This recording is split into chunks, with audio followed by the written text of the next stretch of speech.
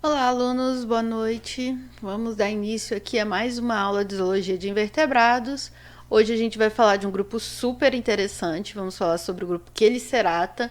É um grupo bastante diverso. A gente vai ver um monte de curiosidade interessante sobre esses animais, sobre o comportamento deles, sobre a morfologia. Eles têm uma variação morfológica gigantesca e são bichos que já estão mais no nosso convívio, então vai ser bastante interessante porque é mais palpável, mais fácil da gente pensar sobre eles, visualizar as características que a gente está conversando nessa aula do que era nas aulas passadas, quando a gente estava trabalhando com aqueles animais marinhos, super pequenininhos, que a gente não via no nosso dia a dia. Agora a gente vai estar bem mais assim familiar com as características que a gente vai ver. Então, vamos dar início. Aqui na capa a gente já tem um exemplar para chamar a atenção, mostrar para vocês como esses animais podem ser muito bonitos, muito diversos. A gente tem essa aranha super colorida que é a Peacock Spider, né? É um bicho extremamente interessante. A gente vai falar um pouquinho sobre o comportamento dela, sobre essa cor dela, porque que é assim também. Vai ser bastante interessante. Então, inicialmente, vamos saber como que a gente sabe que a gente está lidando com o Chelicerata, né? Quem que é esse animal que a gente... como é que a gente identifica que ele pertence a esse grupo? Bom, ele vai ter um conjunto de características bastante claras que vai ajudar a gente a identificar, que estão listadas aqui do lado. Eles têm quelíceras, eles não têm mandíbulas, diferente dos insetos, por exemplo, que vocês viram na aula passada com o William. Eles vão ter 6 pares de apêndices, entre eles, né, as patas. Os primeiros apêndices são quelíceras e os demais apêndices podem ser apêndices locomotores ou apêndices usados para captura de alimento, para acasalamento, como por exemplo os pedipalpos. Enfim, vai ter uma série de apêndices. Aqui a gente tem uma figura de um exemplar para vocês verem. Aqui a gente tem um Pycnogonida, uma aranha do mar, que não é uma aranha senso estrito, essas aranhas do nosso dia a dia aqui, é uma aranha do mar, é um grupo de fora, vocês vão ver. E aí vocês conseguem ver esses apêndices muito claramente. Então ela tem aqui o abdômen, e aí tem 4 pares de patas, e tem as quelíceras apontadas aqui, tá bem escritinho aqui do lado. Ela tem um par de apêndice que são as pernas ovígeras, e os pedipalpos. Então, a gente vai estar vendo melhor sobre essas características ao longo da aula. Aqui, então, a gente tem o plano corporal básico de um Chelicerata. Como exemplo, estamos usando uma aranha aqui, mas a gente vai ver que esse é o plano geral que os Cheliceratas vão apresentar.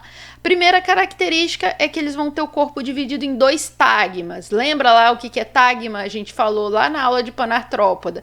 São aquele conjunto de segmentos fundidos que em conjunto tem uma função. Eles desenvolvem uma área do corpo, uma parte do corpo que tem uma função específica.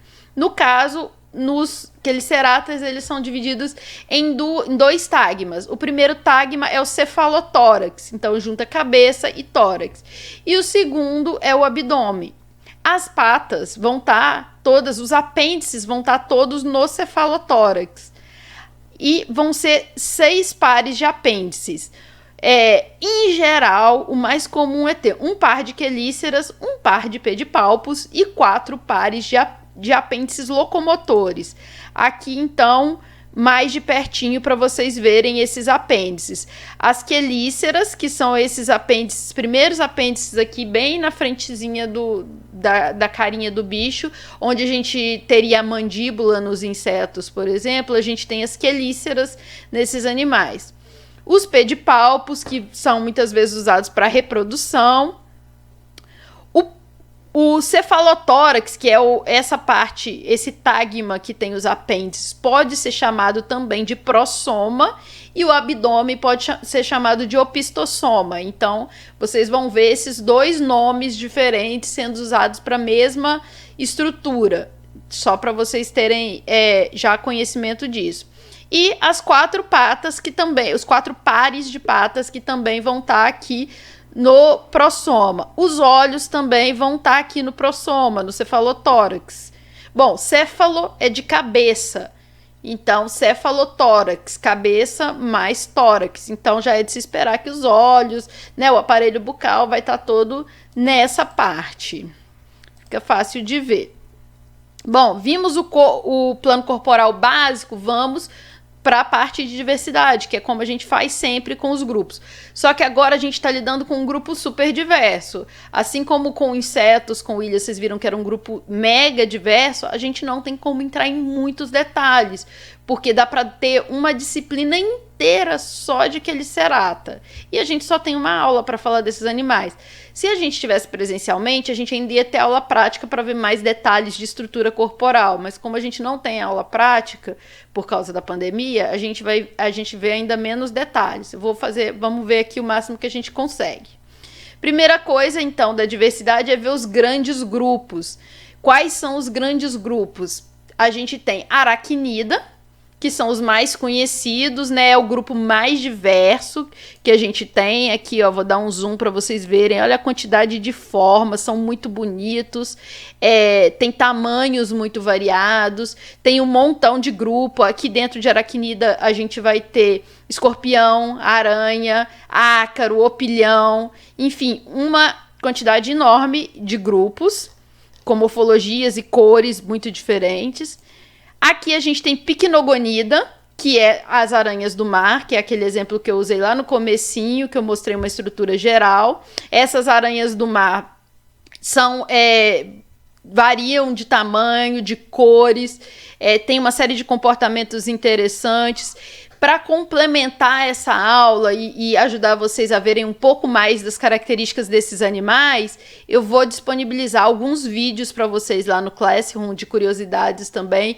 Peço que vocês assistam, é bastante interessante. Então aqui, olha, a gente tem uma foto de um macho de Pycnogonida. E aqui embaixo, ó, se você ver aqui, ó, embaixo do abdômen dele, tem um monte de bolinhas que são os ovinhos que ele está carregando. O macho carrega os ovinhos, a gente vai ver. Ele tem uma estrutura específica para isso. Aqui embaixo, o Merostomata, que é o grupo que inclui esses caranguejo ferradura, que são animais super interessantes, são considerados fósseis vivos, porque são animais muito antigos e que conservaram muito a sua morfologia, a sua anatomia. São bichos bem legais, pouco diversos atualmente, já foram mais diversos no passado. E isso aqui a gente vai estar vendo um pouco mais sobre eles. Aqui embaixo, um grupo que a gente vai abordar um pouco menos, eu trouxe de curiosidade para vocês conhecerem, que são os euriptéridos. É um grupo bastante interessante, mas que são de fósseis, são animais que já foram extintos. Eles podiam atingir tamanhos muito grandes. Vocês podem ver aqui, olha, há alguns exemplares, para ter noção de tamanho, ao lado de um ser humano de 1,80 m, né? Bem maior que eu já esse ser humano. Imagina esses bichinhos aqui, o tamanho que atingiam. Eram animais marinhos, predadores de topo, super fortes, super interessantes. Lembravam um pouco um escorpião, mas não exatamente. Aqui tem uma figura, essa figura aqui do meio é a reconstrução de como se imaginava que esses animais eram, né? Porque a gente só tem eles no registro fóssil. Então, uma reconstrução. É um bicho que parece um monstro de história, né? Bastante legal. E do lado dele, a gente tem aqui uma foto de um fóssil. Dá para reconstruir muito bem esses animais, porque os fósseis são muito bem preservados. Se a gente lembrar, né, os panartrópodas, os artrópodas, eles têm esse esqueleto, esse exoesqueleto duro, que ajuda para que eles consigam ser bem preservados no registro fóssil. Então, a gente consegue ver como que esses animais são, como eles eram, né? Consegue perceber melhor. Bom, vamos entrar em detalhes um pouco mais nessas classes, então. Aqui a gente tem a relação de parentesco dos grupos de quelicerados viventes. A gente tem, então, vamos lá, os pycnogonidos, que são as aranhas do mar, é o grupo mais externo aqui dentro de Chelicerata. Eles são então um grupo irmão do conjunto que é formado por Merostomata e Arachnida. Então, eles, em comum com esse grupo formado por Merostomata e Arachnida, que é chamado de Euchelicerata, não está escrito aqui, mas é o nome que se dá para esse grupo, eles têm algumas características, que é a perda das antenas, se vocês lembrarem, né? Dentro de artrópode, os animais têm antena. Quando evoluiu para Chelicerata, a gente perde as antenas. Eles têm 4 pares de pernas, tem quelíceras e pedipalpos, tem cefalotórax, o corpo dividido em cefalotórax e abdômen. Então, isso aqui são sinapomorfias de Chelicerata. São as características que unem Pycnogonida, Merostomata e Arachnida. Pycnogonida e Euchelicerata. Enfim, são as características que eles compartilham. Se a gente pensar nas características que diferenciam Pycnogonida de Euchelicerata, a gente tem o fato deles apresentarem gonóporos múltiplos, que são poros reprodutivos. Eles têm um abdômen reduzido, tem uma probóscide pré-oral, que a gente vai falar sobre ela. E eles têm as pernas ovígeras, que são esses apêndices próprios para carregar os ovos, que os machos têm. Quando a gente vai para o grupo irmão, então a gente entra para Euchelicerata e aí a gente tem as características que são compartilhadas por Merostomata e Arachnida. Essas características são o primeiro ou segundo segmento abdominal modificado em segmento genital. Eles têm 2 olhos medianos. Eles têm um cefalotórax formando um escudo em forma de carapaça. Um cefalotórax que protege. É fácil ver ele aqui em cima. Deixa eu diminuir para vocês conseguirem ver. Aqui em cima no Merostomata, esse escudo que ele tem aqui protegendo o cefalotórax, a cabeça. Nele é mais fácil de visualizar. E a gente tem as características que diferenciam Merostomata e Arachnida. Os Merostomata vão ter o telson, que é esse rabinho que ele tem aqui. E eles vão ter brânquias foliáceas, que eles usam para respiração. Vamos ver melhor essas brânquias também, então na parte ventral do corpo. Os Arachnida, que são compostos pelas aranhas, carrapatos, escorpiões, eles têm os órgãos em fenda, o órgão em fenda, e tem apêndices abdominais reduzidos, ausentes ou modificados. A gente vai ver isso também. Vamos lá, então. Entrando em Pycnogonida, vamos começar com eles, que é o grupo mais diferente, mais externo. É um grupo bastante diverso, principalmente se a gente pensar nos grupos que a gente viu até agora. A gente viu filo, lembra lá que tinha filo que tinha 11, 12 espécies? Agora a gente tá aqui, ó, a gente já entrou dentro do filo artrópoda, dentro de artrópoda a gente entrou dentro de Chelicerata, dentro de Chelicerata a gente está em Pycnogonida. E Pycnogonida tem mais de 1000 espécies conhecidas, só dentro desse grupo, então é bastante diverso. Eles habitam ambientes marinhos, desde os ambientes de águas rasas até as partes bem profundas no oceano. Os tamanhos podem variar desde milímetros até 0,75 metros, então assim, podem chegar a ficar relativamente bastante grandes. Aqui a gente tem novamente um macho. Eu acho interessante trazer o macho para ver porque eles têm esses apêndices nessas pernas ovígeras que eles usam para carregar os ovos. Aqui é um macho carregando também um monte de ovinhos aqui, certo? Vamos lá então. Vamos ver o plano corporal desses animais. Ele tem um corpo bem pequeno, um corpo delgado. Vocês conseguem ver aqui, né? Que o corpinho é bem mais fininho. Quando a gente pensa na aranha, tem aquele corpinho mais gordinho. O escorpião tem um corpo que dá para ver melhor também. No caso do Pycnogonida, ele é bem fininho. E aí aquelas pernas bem grandes. Eles têm 4 pares de pernas locomotoras estreitas e longas, então, como eu estava dizendo aqui, olha, são essas pernas bem longas e o abdômen aqui, ó, bem fininho, bem estreito. Os machos vão ter as pernas ovígeras, então, estão sendo mostradas aqui na figura.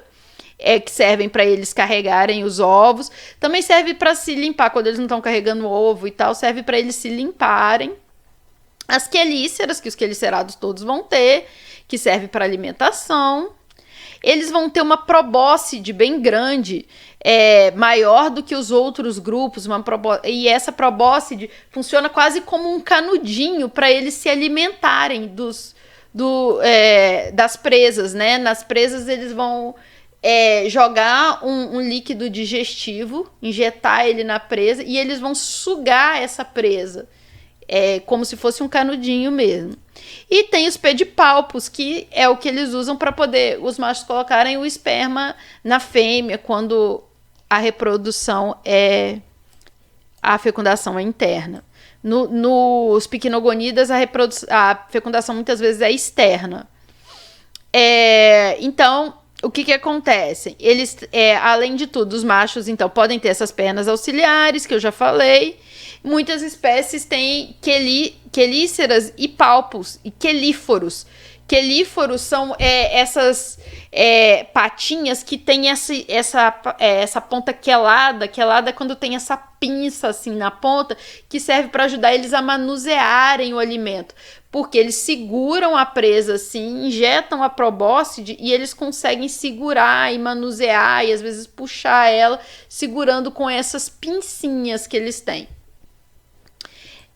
Eles vão ter, então, muitas espécies vão ter alguns segmentos do corpo duplicados. Aqui, na verdade, não são segmentos, são apêndices, tá? Eles vão ter apêndices duplicados e podem ter 5 ou 6 pares de pernas. Então, mais do que os 4 pares que são o normal dos aracnídeos, que a gente conhece. Eles podem ter mais patas. Isso são duplicações de segmentos corporais que levam a duplicação de apêndices também. Vamos ver um pouquinho da diversidade deles, só para vocês conhecerem como esses animais são. Então, essa daqui, olha só, é a maior espécie conhecida. Não a maior, uma das maiores conhecidas. Então, olha só, é pelas patas que a gente mede, né? Pode ter as patas bem longas, bem grande. Olha o corpinho como é bem fino. E aqui na frente, essa parte comprida aqui, olha, na região da cabeça dele, é a probóscide dele, que é bem longa. Agora, vendo algumas outras espécies, olha, a gente pode ter espécies assim bem coloridas. Como elas são predadoras, né? Essas espécies são predadoras de topo no mar, predadoras de topo para invertebrados, né?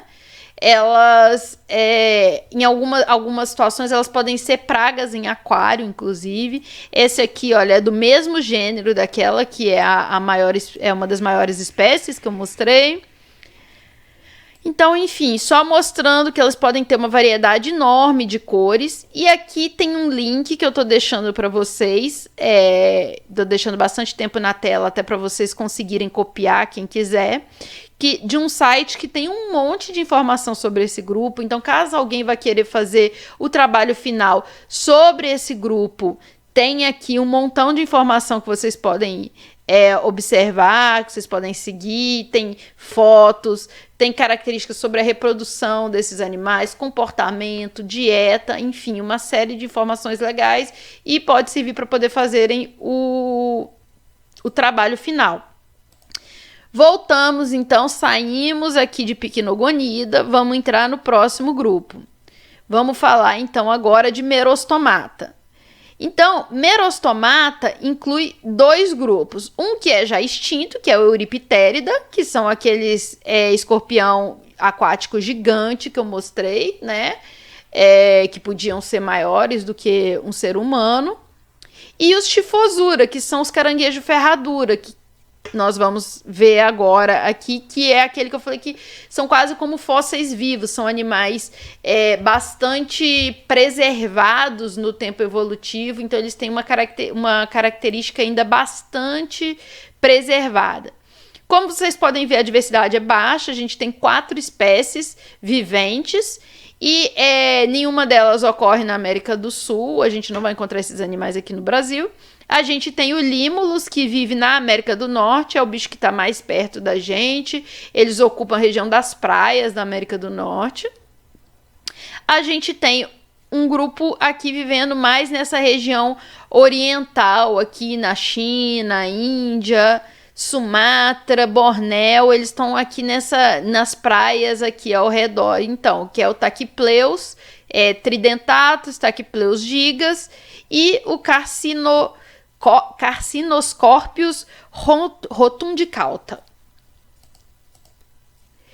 Bom, a anatomia básica desses grupos que falei que mostraria para vocês. Olha só, eu vou inclusive colocar depois para vocês verem um videozinho que eu vou fazer rapidinho, mostrando a morfologia desses animais em 3D num site que eu encontrei. Vou disponibilizar para vocês verem e para poder fazer o trabalho também da disciplina, fazer o desenho. Dessa vez eu vou pedir para vocês fazerem o desenho a partir dessa figura, que aí vai ficar mais parecido com o que seria na aula prática, onde vocês pegariam esses animais na mão para poder desenhar, iam ver as estruturas.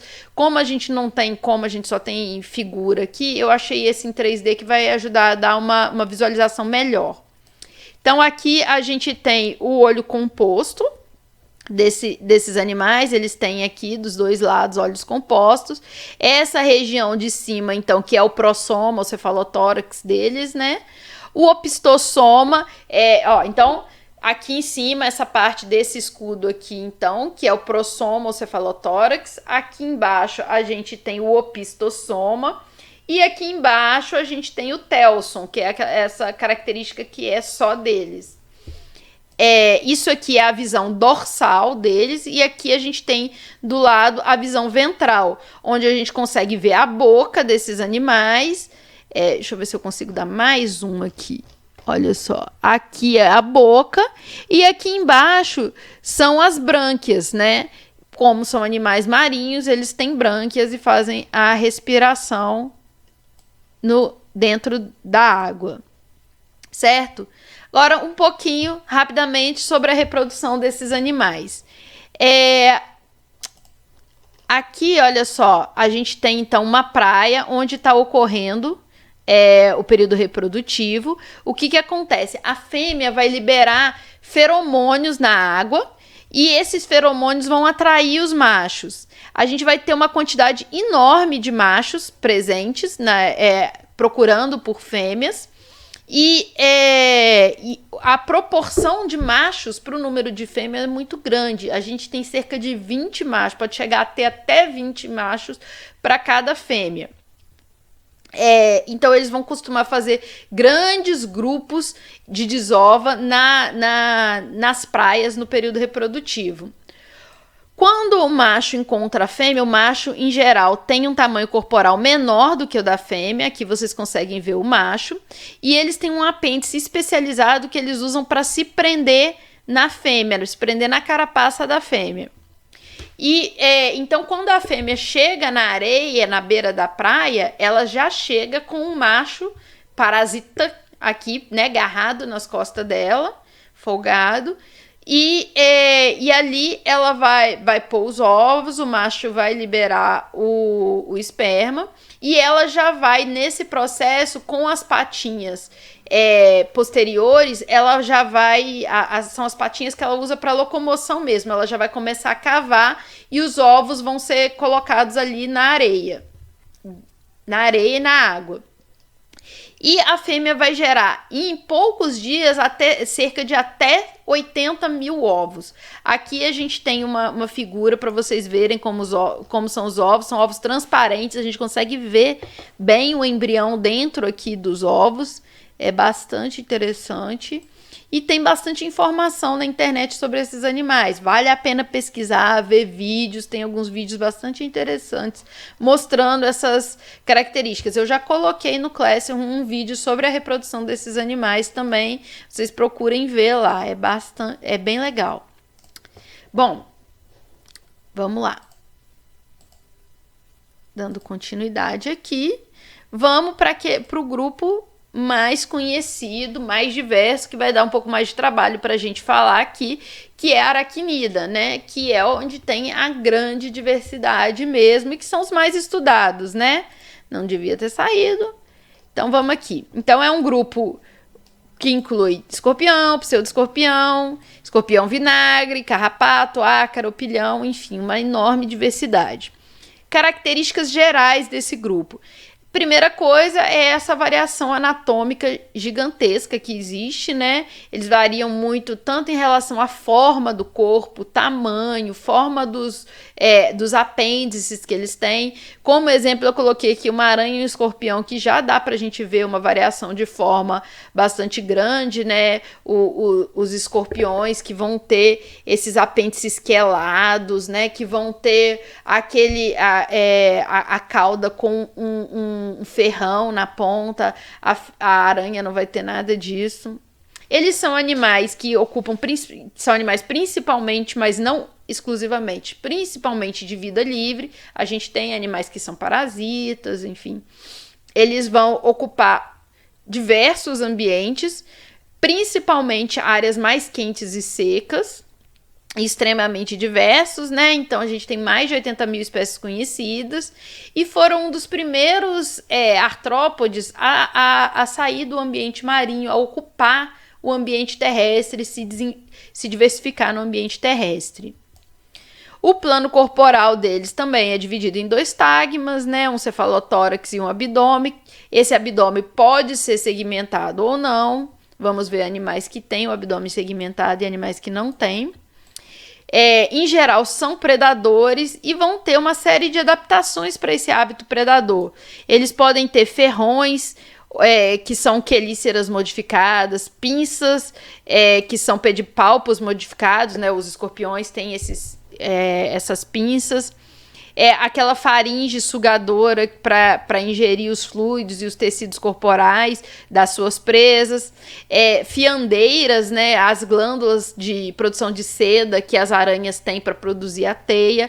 Enfim, eles vão ter uma série de adaptações para o seu tipo de vida. Então aqui a gente tem, para começar a ver, uma árvore filogenética desses grupos.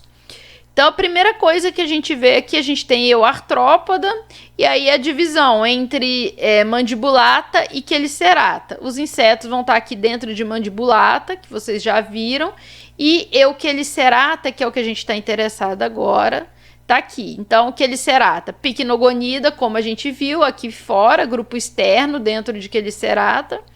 Aí, euquelicerata, a gente tem chifosura, que vai ter...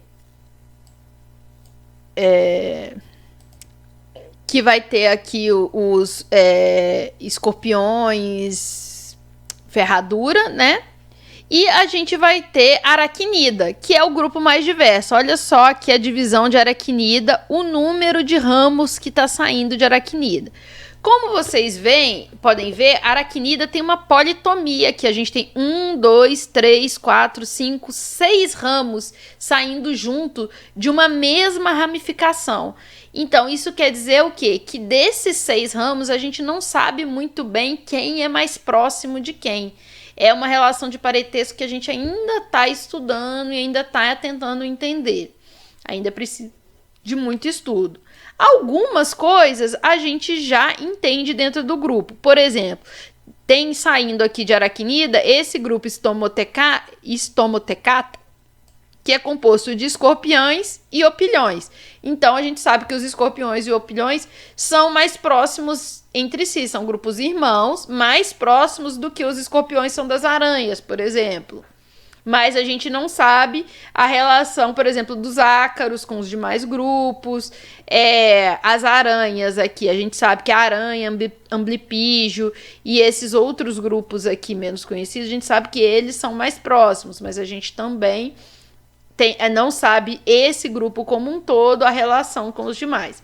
Então, só para vocês irem tendo uma ideia do quanto a gente, mesmo para quelicerata, que é mais estudado, a gente ainda conhece pouco das relações filogenéticas e precisa de estudos. Então, nessa aula, a gente vai focar principalmente nessas 5 ordens: Arania, Escorpionida, Sopulgida, Opiliones e Acari. Sendo que o foco principal vai ser nas aranhas, na ordem Arania, porque não tem como eu disse, abordar tudo, então vamos focar naqueles que estão mais próximos da gente. Vamos começar com elas, então. A gente tem, hoje em dia, conhecidas cerca de 40 mil espécies, e elas são conhecidas desde o período siluriano.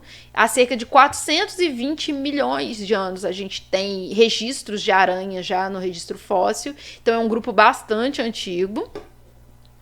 O corpo delas é dividido em cefalotórax, né, que é o prossoma, e o abdômen. Ambos não são segmentados, nenhum dos dois são segmentados, e eles são unidos por um pedicelo. Isso é importante a gente saber, que tem essa união pelo pedicelo, que a gente vai ver animais outros que não têm essa união por pedicelo. O corpo também é dividido nesses dois tagmas, mas sem união pelo pedicelo. Eles podem apresentar, algumas podem apresentar o abdômen segmentado, o que é considerado um caráter ancestral dentro das aranhas.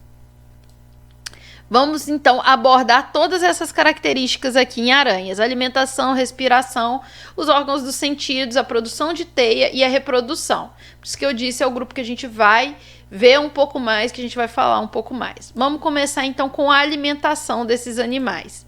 Aqui, olha só, a gente consegue ver aqui, então a gente já tem uma aranhazinha bem diferentosa aqui na teia. Essa amarelinha é uma aranha predando um inseto. As aranhas, de maneira geral, são predadores, né? Elas são todas predadoras, na verdade, e elas predam principalmente insetos. Predam diversos grupos, mas principalmente insetos. Elas, em geral, produzem um veneno que, na maioria das vezes, não é perigoso para o ser humano. Pensa, elas são predadoras de inseto. Olha o tamanho de um inseto. O veneno que elas produzem tem que ser suficiente para matar um bicho pequenininho. Elas não vão, para poder matar um mamífero, e ainda mais um mamífero do nosso tamanho, o veneno tem que ser muito potente, ou tem que ser numa quantidade muito grande, que seria um gasto de energia enorme para uma aranha produzir isso. Logo, a maioria das aranhas não produzem venenos que sejam perigosos para a gente. Muitas vezes a picada vai causar uma reação, vai dar dor, vai inchar o lugar, mas não vai causar um problema muito grande. Poucas espécies podem causar problema para o ser humano. Vamos dar um zoom aqui então para enxergar melhor as características que eu descrevi. As presas são imobilizadas em geral pelo veneno, que é administrado pelas quelíceras. As aranhas, então, algumas espécies vão ter uns dentes na base das quelíceras que servem para quebrar e triturar as presas e auxiliar na digestão, que é efetuada de fato mesmo pelas enzimas que são eliminadas pela boca. Então, elas eliminam umas enzimas que vão fazer uma pré-digestão da presa, e, em geral, uma pré-digestão internamente da presa, fora do corpo da aranha. E aí, depois de mobilizar a presa e ela injetar esse fluido digestivo, ele vai liquefazer a presa por dentro, e aí ela vai sugar o líquido que essa presa vira, né? Então, falando dos métodos dela de caça, né? A teia, ela é a principal forma, né? A maioria das aranhas produz teia, e aí essa teia é o que ela vai usar para prender a presa. Ela pode jogar a teia na presa, a presa pode cair e se embolar na teia. Isso vai depender da estratégia da espécie de aranha. Mas a maioria delas vai usar a teia para caçar. Agora eu trouxe alguns exemplos de outros tipos, de outras estratégias de caça, como curiosidade. O primeiro exemplo aqui são as aranhas pescadoras. Elas têm as patinhas, aqui vocês podem ver, ela está andando aqui por cima da vegetação, por cima da água. Nas patinhas elas têm cerdas bem desenvolvidas. Deixa eu ver se eu dar o zoom aqui, se eu consigo mostrar melhor. Eu tirei a figura, elas têm umas cerdas bem grandes nas patas que permitem elas sentir a vibração do movimento dos peixes embaixo da água. Então elas conseguem sentir que eles estão passando por ali. Igual lembra quando a gente falou de Chaetognatha, que eles têm aquelas cercas ciliares ao longo do corpo, que eles conseguem sentir o movimento na água. as aranhas têm essas cerdas nas patas que elas conseguem sentir também o movimento na água. E aí elas conseguem agarrar, dar um bote no peixe que está passando embaixo delas, por causa da alta percepção. E aí, com a quelícera, injetar o veneno, que já imobiliza o peixe, e aí ela vai conseguir tirar o peixe da água para se alimentar. Aqui tem um exemplo de uma aranha pescadora, então, retirando um peixe da água. Uma outra estratégia bastante interessante são dessas aranhas lindas aqui, como essa cor de rosa, tem essa amarela aqui, essa branquinha, que são as chamadas de aranhas-flor, que elas são da família Tomisidae, e elas, em geral, têm a cor muito parecida com a flor que elas ficam. E elas ficam de tocaia nessa flor, esperando insetos que vêm para polinizar a flor ou que vêm para predar a flor. E na hora que os insetos vêm, eles não visualizam, não conseguem enxergar essas aranhas por causa da cor, e elas podem dar o bote e injetar o veneno no inseto e capturá-lo para se alimentar, então. Elas, no caso, não usam a teia, assim como as aranhas pescadoras. Então, são só 2 exemplos de aranhas diferentes, que tem uma morfologia, uma cor muito diferente. Te vê evolução acontecendo, né? Olha que interessante a cor que esses animais adquiriram para conseguir ser bons predadores. E são lindas, né? Vamos, então, falar um pouquinho sobre a respiração das aranhas.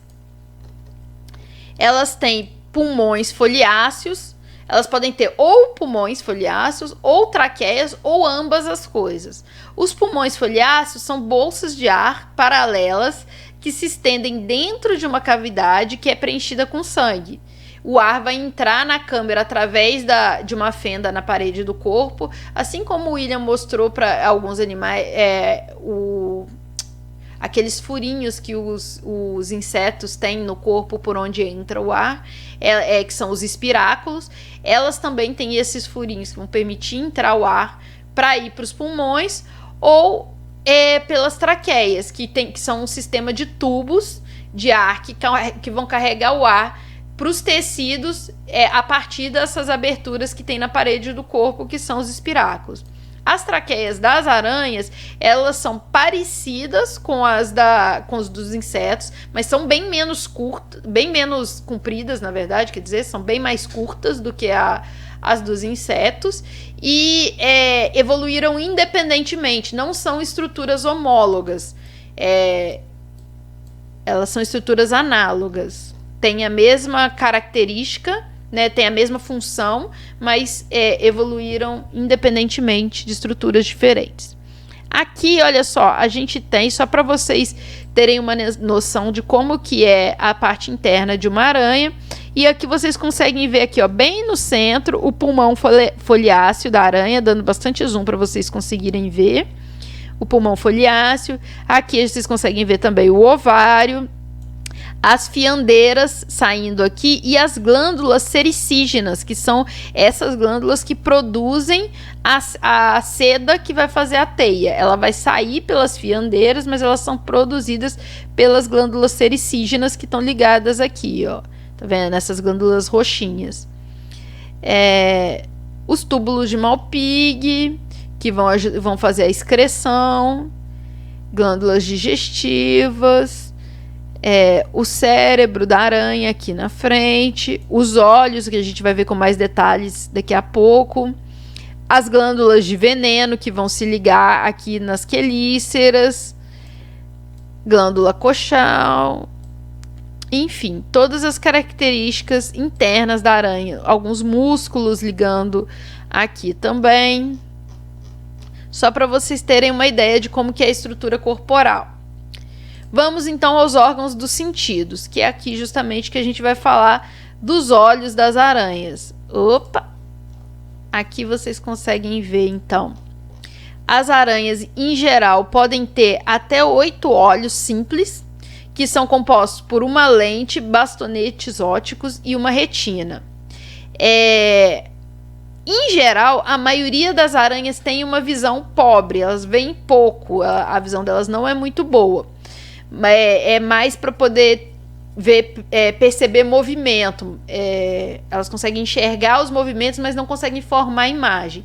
As aranhas de jardim e as papamoscas já vão conseguir gerar imagem. Aqui, por exemplo, tem uma papamosca. E aí vocês conseguem ver bem os olhos dela. Olha a distribuição dos olhos, inclusive. Ó, esses 2 olhos grandes frontais. 2 pequenininhos aqui, ó, bem no meio. 2 grandões atrás. Então, elas têm olhos distribuídos. E o posicionamento desses olhos na cabeça da aranha também, no cefalotórax da aranha, varia. Isso são caracteres taxonômicos importantes. E, mais importante até do que os olhos, né, o nosso sentido aranha aqui, as aranhas vão ter cerdas nas patas, como eu disse das aranhas pescadoras, por exemplo. Eu achei que eu tinha tirado a foto, mas eu só passei ela para esse slide aqui, ó. Tá vendo? Isso aqui é uma pata aqui embaixo, ó. A gente tem uma pata de uma aranha e essas cerdas aqui compridas são essas cerdas mecanorreceptoras, que elas conseguem perceber movimento. Elas vão servir tanto para as aranhas pescadoras, que vão usar isso na água para perceber o peixe passando, a presa dela passando, como também para aquelas aranhas que produzem teia, e elas ficam na teia e elas conseguem perceber movimentos na teia e conseguem perceber justamente tanto se esse movimento é um movimento só do balanço por causa do vento ou se é de algum animal se debatendo na teia. Elas conseguem diferenciar e elas percebem isso por essas cerdas que elas têm nas patas. E essa tal teia então que a gente fala tanto aqui. Aqui a gente vai ver um pouquinho sobre as teias. Aqui nessa foto a gente tem as fiandeiras, então, que são o que jogam, que vão produzir as teias. A seda da teia, então, ela vai ser produzida pelas glândulas sericígenas e liberada por 2 ou 3 pares de fiandeiras, que vão estar localizadas no abdômen, né, que é o segundo tagma corporal. A teia é uma secreção escleroproteica, que é produzida na forma líquida e quando entra em contato com o ar é que ela endurece e forma o fio de seda que vai que vai servir para fazer a teia. Que pode ser uma teia, aquelas teias circulares que são as mais comuns, né, que a gente conhece, podem servir para fazer ponte, ela jogar essa teia a uma distância bem grande, como a gente tem aqui no exemplo, ó. É uma aranha jogando a teia. Nesse caso é de um vídeo até que eu peguei essa figura, que ela tá jogando a teia e ela ultrapassa um rio e vai criar uma ponte para atravessar de um lado para o outro do rio pela ponte de teia. Então, assim, ela tem essas fiandeiras bem fortes para jogar um jato de teia que vai chegar do outro lado. Uma curiosidade interessante é que o fio de seda das aranhas são mais fortes do que fios de aço da mesma espessura, né? Se você pegar fios de aço do mesmo diâmetro, os das aranhas são mais fortes e eles são os segundos fios mais fortes conhecidos pela humanidade. Eles só perdem para fibras de quartzo fundido. Fora isso, eles são os fios mais fortes que existem, que é também uma característica bastante interessante das aranhas. Uma curiosidade, uma coisa legal, que também pode gerar um post super interessante de divulgação, e eu recomendo que alguém faça, é sobre as teias das aranhas, falar essas curiosidades sobre como que é produzida a teia, que ela é produzida da forma líquida e depois é que ela endurece em contato com o ar, a arquitetura das teias de aranhas, que tem teias de aranhas que são construídas em buracos no solo e servem para capturar insetos, para fazer armadilhas para insetos, as teias em árvores, as teias que servem para fazer ponte. Tem, enfim, uma infinidade de tipos de teia que a gente não tem como abordar no curso agora, mas que seria super legal alguém abordar para um trabalho. Por fim, vamos à reprodução das aranhas, que é uma coisa maravilhosa também. Aqui tem 2 figuras só para poder falar de um tipo específico de reprodução muito interessante. Em geral, as aranhas, quando vão se reproduzir, tudo começa com um ritual de corte. Aqui eu trouxe o exemplo da Peacock Spider e da papamosca. A Peacock Spider é um tipo de papamosca, né? Que O macho, ele vai procurar a fêmea. Em geral, ele vai encontrar um fio de teia que ele vai seguir até ele achar a fêmea. Nesse fio de teia tem feromônio. Só que o que acontece? Quando ele chega, né? Quando ele vai encontrar a fêmea, em geral, a fêmea é muito brava. E ela vai tentar matar o macho, ela vai tentar predar o macho. Então, ele vai ter que fazer uma dança e entreter a fêmea com essa dança, que é o comportamento de corte. Essa papamosca aqui de cima, inclusive, além de fazer a dança, ela começa a bater o abdômen no chão para produzir um som num ritmo específico, que se a fêmea gostar da música que ele faz, ele consegue copular com ela. Se ela não gostar, ela mata ele. A Peacock Spider é a mesma coisa, ela vai fazer essa dança que ela levanta as patinhas, ele vai balançar as patinhas, uma hora levanta uma, outra hora levanta outra, faz toda uma dança, e esse abdômen dele que é bem colorido é usado nessa dança, assim como um pavão, né? Peacock Spider é justamente de aranha-pavão. Ele levanta esse abdômen, abre, mostra bastante as cores, balança o abdômen assim e tal. Tem vídeos também que eu não sei se eu já coloquei, eu vou colocar no Classroom se eu não tiver colocado, mostrando essa dança que é super legal. E o engraçado é que quando ele tá seguindo lá a teiazinha para encontrar a fêmea, muitas vezes ele vai achando alguns machos mortos no caminho, que são os machos que não foram bem sucedidos no comportamento de corte, na dança. A fêmea não gostou, ela mata ele. E às vezes ela gosta, ela vê a dança, ele copula, e depois que ele copula, né, os machos, na verdade, a cópula, como que é? Eles não têm um pênis, um órgão específico para ejaculação direto. O que eles fazem é pegar isso, inclusive, eu acho que está no próximo slide aqui. É isso mesmo. Eles vão armazenar, antes da cópula diretamente, eles vão armazenar o esperma em cavidades dentro do pedipalpo, e aí quando ele faz a dancinha, tal, ganha a fêmea, consegue, ele vai com esse pedipalpo para inserir na abertura genital da fêmea. Aqui nessa foto de cima, amarela, que tem essas duas aranhas amarelas, ele está fazendo justamente isso. Ele vai com o pedipalpo e insere o esperma na abertura genital da fêmea. E vai armazenar ele nos receptáculos seminais da fêmea. Insere pela abertura genital e armazena nesses receptáculos seminais. Aí a fêmea vai depositar os ovos em uma bolsa de seda que ela vai produzir, e ela pode carregar essa bolsa de ovos com ela, ou ela pode depositar ela em uma teia ou em uma planta. E aí essa bolsa de ovos, essa bolsa que é feita da seda, da teia, junto com todos os ovos, isso é chamado de ooteca.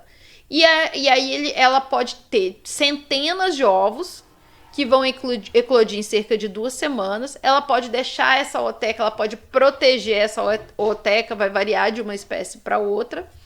E os jovens, depois que vão sair dessa ooteca, eles podem ficar na ooteca por algumas semanas e fazer uma muda ainda dentro da ooteca e depois se dispersar. Alguns podem, inclusive, ter esse comportamento da fêmea carregar os filhotes nas costas. A gente tem aqui, ó, uma figura, olha só, a quantidade de aranhinhas nas costas da mãe, da fêmea. E ao longo da vida, o número de mudas varia entre as espécies e pode variar de 4 até 12 mudas. O que é a muda, né? Aí que diz, lembra? A gente trocar, então, aquela roupa de quitina que os artrópodes têm, ela pode trocar de 4 até 12 vezes até atingir a vida adulta. Certo? Então, passamos no nosso básico de aranhas. Agora, vamos para os próximos grupos. Falei só um pouquinho desse grupo, não entrei em detalhes em quase nada e já estamos em quase 50 minutos de vídeo. Vamos falar de escorpião agora, então, ordem Escorpionida, que são super interessantes também. Então, existem cerca de 1.400 espécies conhecidas de escorpião, é muito escorpião. E elas estão distribuídas por todo o mundo e também são conhecidos desde o período siluriano, assim como as aranhas. Eles são mais comuns nas regiões tropicais e subtropicais. Alguns ocorrem nas zonas temperadas, eles gostam mais de áreas mais quentes. Eles se escondem em tocas ou em objetos durante o dia e alimentam-se durante a noite. Como que é o plano corporal desses animais? Assim como as aranhas, eles têm dividido em cefalotórax e abdômen, só que o abdômen é dividido em pré-abdômen e pós-abdômen. O cefalotórax é bem curto e ele vai ter os apêndices corporais, né, que são as quelíceras, que neles são bem pequenininhas. Os pedipalpos, que são grandes e quelados. Então, só para descer aqui rapidinho para poder mostrar. Quelados, que tem aquela pinça. Então, são essas duas estruturas aqui. São os pedipalpos deles, que são homólogos aos das aranhas. Vão ter um par de olhos medianos grandes e de 2 a 5 pares de olhos laterais pequenos, que não dá para ver muito bem aqui na figura. Deixa eu tentar dar mais um aqui, ó. Olha só, os olhos medianos vocês ainda conseguem ver na figura, mas os olhos laterais não estão representados aqui. Que mais? No pré-abdômen, eles têm 7 segmentos. Vocês conseguem ver aqui na figura, olha, são esses segmentos aqui. E no pós-abdômen, que são aqui, eles vão ter cerca de 5 segmentos. No final do pós-abdômen vai ter um aguilhão, que é o que ele usa para injetar o veneno. Aqui do lado a gente tem a divisão ventral, só para vocês verem mais claramente. Então, o prossomo, o mesossomo e o metassomo, certo?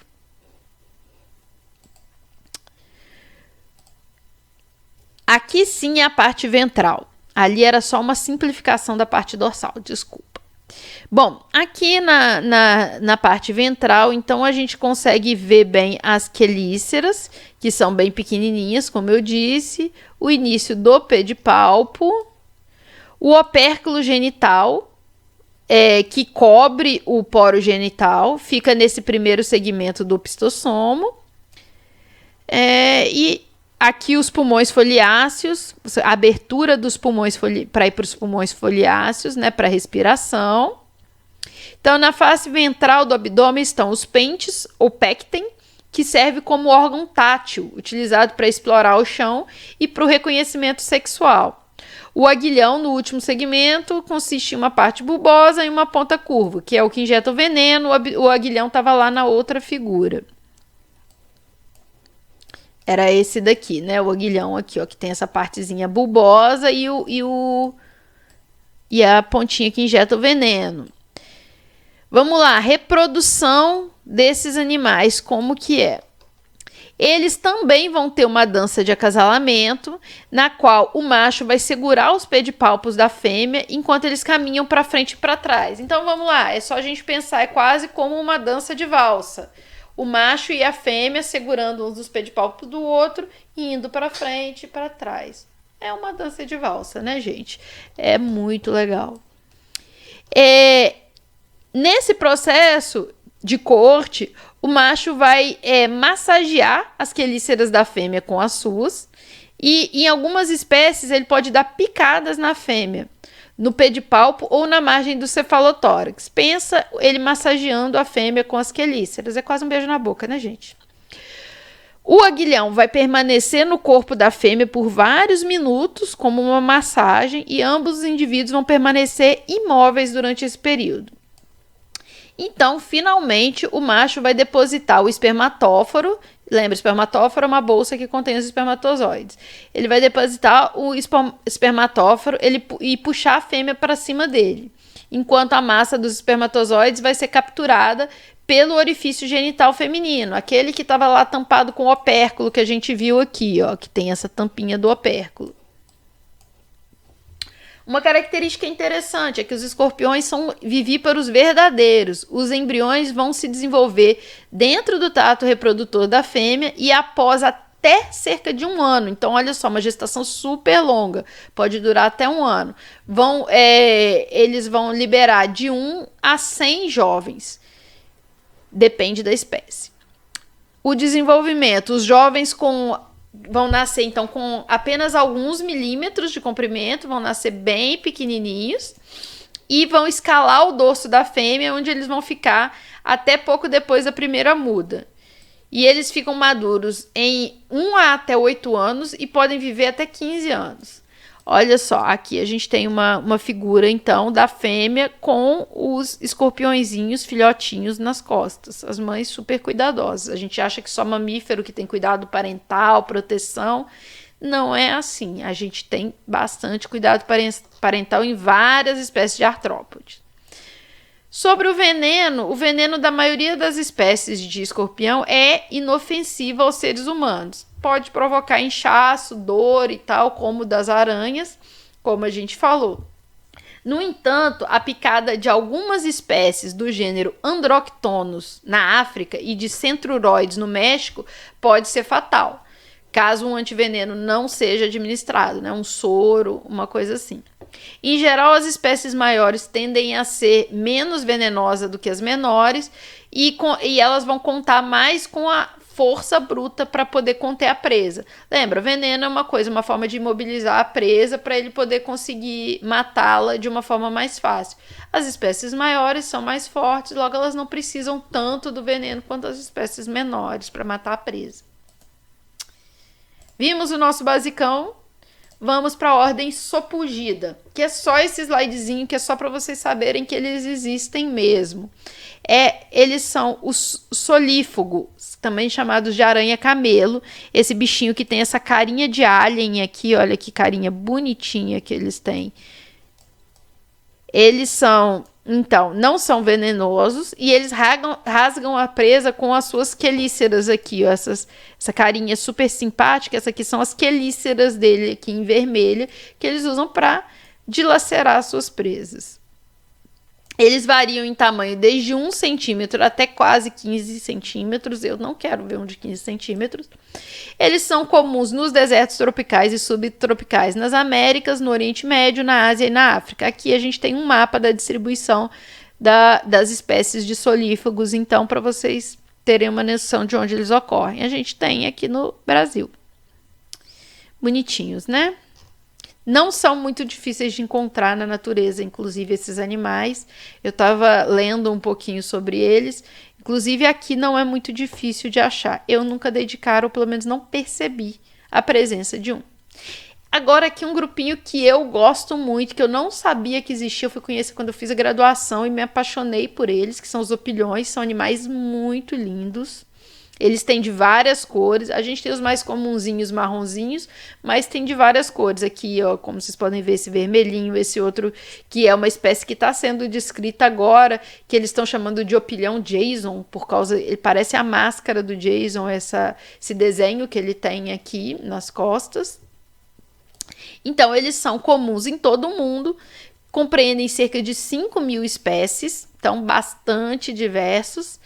Eles são fáceis da gente diferenciar da aranha. A princípio a gente olha assim e fala, ih, parece uma aranha. Mas se vocês olharem, olha só o corpo deles como é. Eles têm o cefalotórax e o abdômen, mas eles não têm o pedicelo, eles não têm aquela cinturinha que a aranha tem ligando o cefalotórax com o abdômen. É tudo fundido assim, ó. Então fica esse formato meio bolinha. Vocês podem ver, todos eles são assim. Não tem aquela divisão tão clara. Esse aqui é um pouquinho mais acinturado, mas não é como a aranha, que tem aquele pedicelo mesmo juntando, tá vendo? Então, é fácil de saber que não é uma aranha, que é um opilhão. É muito tranquilo de identificar. Eles têm 4 pares de pernas longas e finas, que terminam em garrinhas. Então, na ponta das patinhas deles tem uma garrinha, assim. Eles podem perder uma pata, até mais de uma pata, sem ter danos muito negativos. É uma estratégia de proteção, inclusive, assim como o lagarto, por exemplo, algumas espécies de lagartos pedem a cauda. Quando um predador segura ele pela pata, ou um ser humano meio inconveniente segura ele pela pata, ele pode soltar a pata e vai continuar vivendo com as patas que ele tem e vai viver bem assim mesmo. As quelíceras terminam em uma pinça e, embora eles sejam carnívoros, como todos os quelicerados são, eles podem ser também detritívoros, se alimentar de detritos. Eles não são venenosos e são inofensivos para a gente. Eles têm, apesar disso, ele tem umas glândulas odoríferas que se abrem odoríferas e que emitem cheiro, né? Que abrem no cefalotórax, que soltam um cheiro meio ruim, que pode espantar os predadores. Além de algumas espécies de ácaros, eles são os únicos entre os aracnídeos que vão ter um pênis para transferência direta do espermatozoide. Então, eles não vão usar o pé de palpo para transferir o espermatozoide para a fêmea, como as aranhas fazem, como os escorpiões fazem. Eles vão fazer isso direto com o pênis mesmo.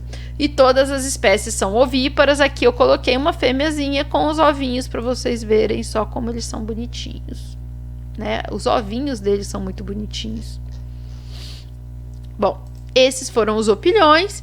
E por fim, vamos falar daquela ordem que ninguém gosta, que é a ordem Acari, a ordem dos inconvenientes.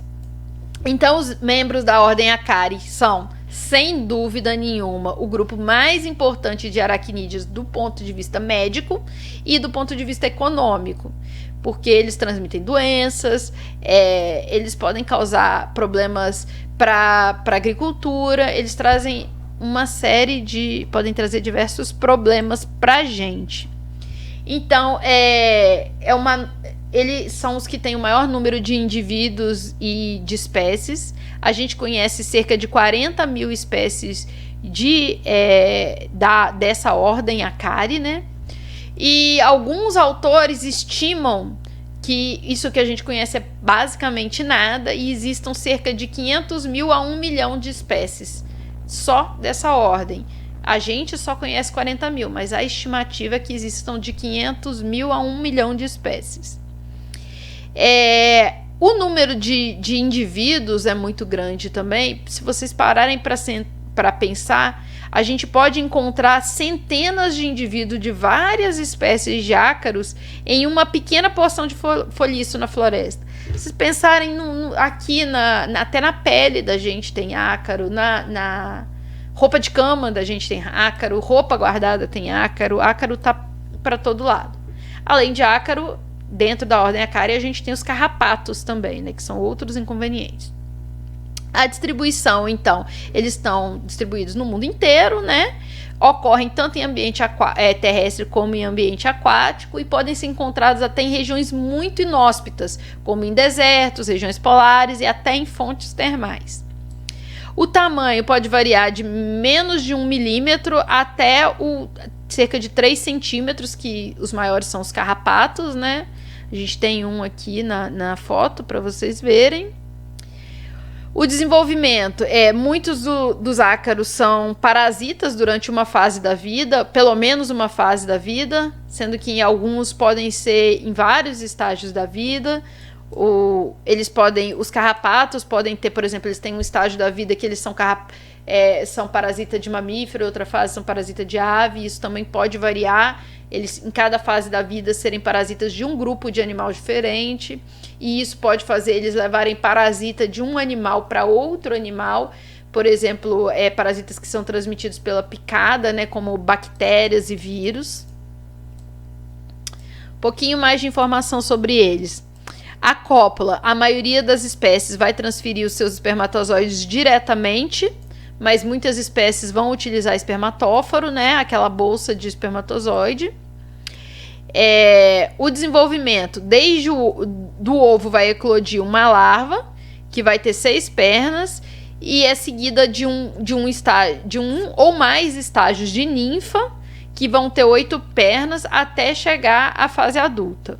Então, ele pode ter vários estágios larvais, pode ter vários estágios de ninfa até chegar à fase adulta. Isso vai variar muito de uma espécie para outra. E aí é que eu disse que, por exemplo, pode ser que a larva fica em um hospedeiro e a ninfa fica em outro hospedeiro e o adulto vai para outro hospedeiro ainda. Então, vai variar e isso vai influenciar, por exemplo, no ciclo de várias doenças que esses animais podem transmitir. Existem espécies herbívoras de ácaros que que vão ser pragas agrícolas, inclusive. Essa família Tetranychidae são pragas agrícolas. Eles sugam os vegetais e causam uma aparência variegada nas folhas. A folha fica com aquelas manchas meio esbranquiçadas, assim, a cor das folhas muda. As espécies aquáticas aqui, algumas são marinhas, mas são poucas, a maioria é de água doce. E essas espécies que são aquáticas têm cerdas longas em forma de pelo nas patas que vão ajudar na natação. As larvas dessas espécies aquáticas podem ser parasitas de invertebrados aquáticos, de crustáceos. Aqui, ó, essa figura aqui tem um ácaro aquático e dá para poder ver bem essas cerdas que eles têm, né? Esses pelos que auxiliam na natação. Os carrapatos, a gente tem aqueles que as larvas dele são esses desse gênero Trombicula, são os micuins. Não sei se vocês já tiveram o desprazer de conhecer um micuim, eu já tive. Eles formam bolinhas, assim, um grupo de larvas que ficam juntinhas na ponta de folha de capim, por exemplo. E aí, quando a gente vai para o campo, tem essa bolinha, a gente esbarra, a bola cai na gente e eles já correm e começam a se espalhar. Você só vê, assim, como um exército se espalhando em cima da sua pele, você não consegue catar.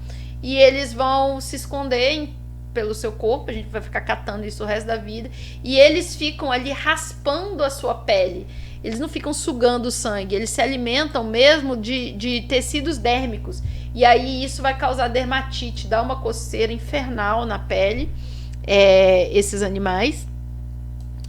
A dica já fica para quem, se você conseguir ver a hora que a bolinha cai, porque muitas vezes a gente nem vê, porque você nem sente cair, porque eles são muito pequenos e muito levinhos.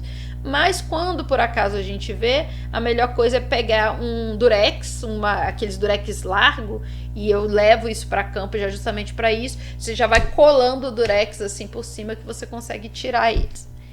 Reclamei bastante desse grupo, dessa ordem que eu detesto, que é a Acari. Mas, gente, temos que lembrar que todos os animais, por mais que a gente não goste de alguns deles, têm funções super importantes na natureza, certo?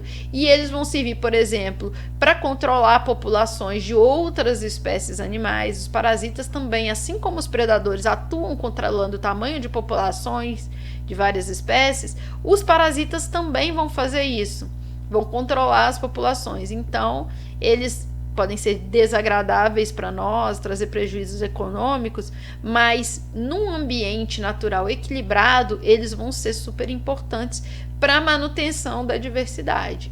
E também servem de alimento para outros animais. Por exemplo, gambás, pássaros, uma diversidade enorme de animais se alimentam, por exemplo, de carrapatos. Os ácaros servem de alimento para outros invertebrados também. Então, eles fazem parte da teia trófica e também têm a sua importância ecológica. Como eu reclamei muito deles aqui, eu tenho que chamar atenção também para essas características importantes desses animais. Aqui, então, a gente conclui a nossa aula e fica para vocês a dica para estudar isso pelo Hickman, principalmente, que está disponível lá no Classroom.